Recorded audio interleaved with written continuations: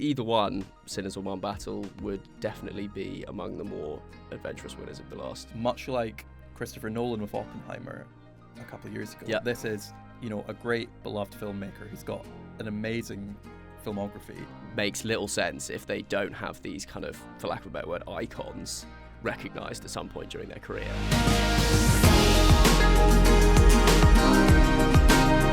The Oscars are coming this Sunday, and we've got quite a hotly contested race, which seems to have pretty much kind of solidified around 2 films.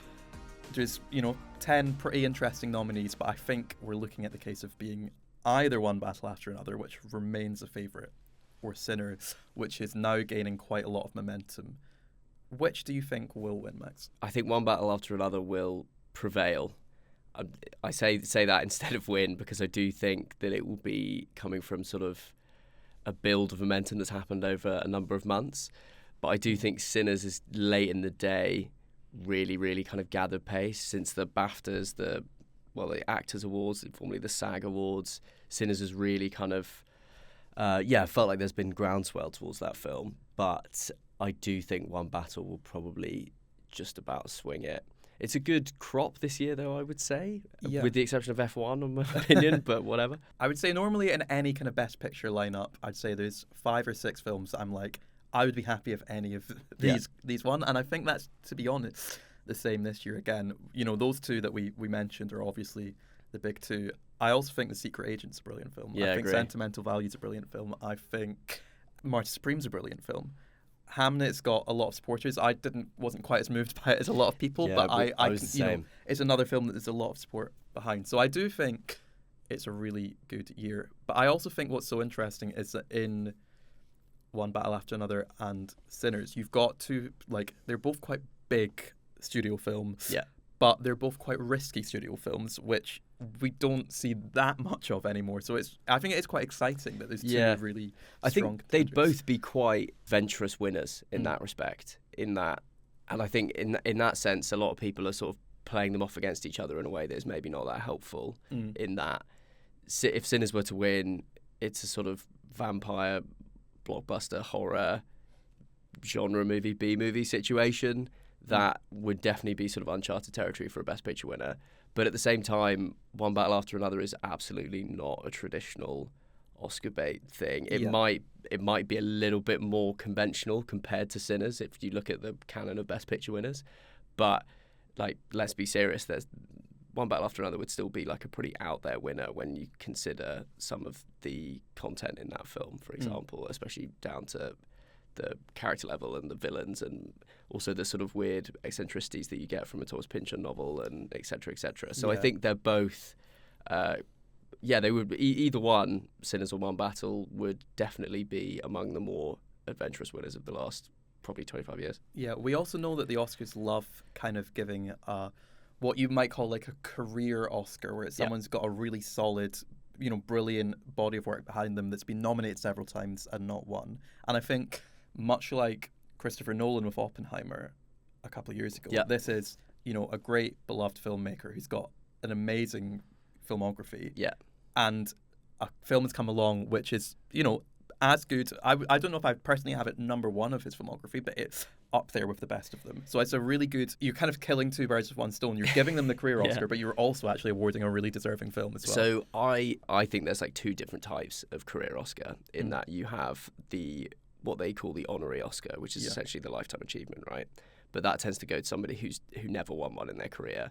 And the examples of that are really, really bad if you are a member of the Academy, because you've got Alfred Hitchcock, Charlie Chaplin, David Lynch got one, Tom Cruise got one recently. All of these kind of giants of industry. And it's kind of an admission of how the hell have we never given these people? Yeah. And even if you kind of go through it year by year, some of them there might even be ones where it's okay, well, Tom Cruise lost out to so and so, and you feel like that could have been explained at the time. But for the Academy as the film industry's leading body, it makes little sense if they don't have these kind of, for lack of a better word, icons recognised at some point during their career.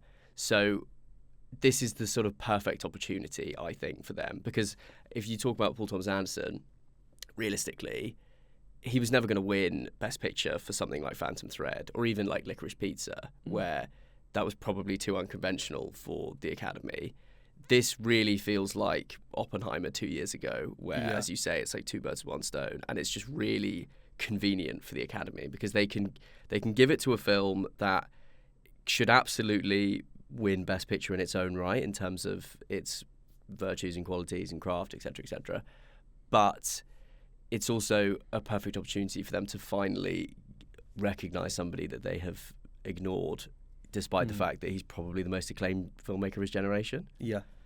So, I think they can save face down the line if they just go for one battle after another, which is not to say that is why they should do it, but if you are a voter, they probably do think like that. Yeah. In terms of Sinners, I think, we were discussing beforehand that there's, we were looking at the kind of all the winners of the top of the past 25 years or whatever, and I think either One Battle After Another or Sinners would be in the top 10 probably of the Best Picture winners from recent years. I do think Sinners is an interesting example of, it's almost better as, like, watching that film without thinking of it as an Oscar film you were talking about before. And I think because it's such an interesting mashup of genres, but it's not really a prestige film, and that's not a slight on it. It's a compliment of completely, it. But I think, it might change how people go into watching that film if they've not already seen it and are kind of expecting a more traditional Best I've Picture already movie. found that as well, where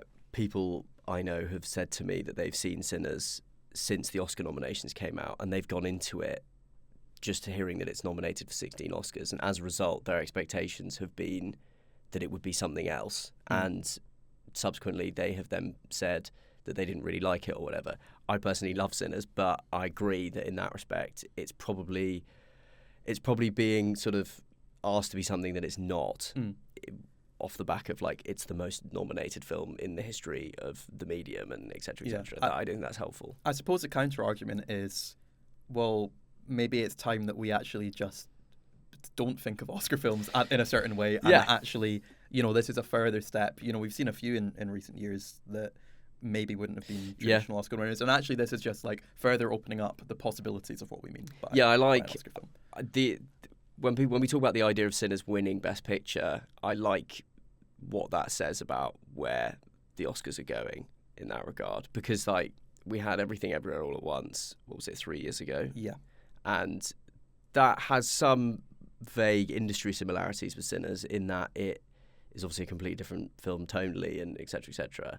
But that came out not in the traditional Oscar window. It wasn't in the sort of award season autumn period. And it came out, I think it was sort of April, May, which is around the time that Sinners came out last year. And as a result, it's kind of got this more quote-unquote organic groundswell and momentum.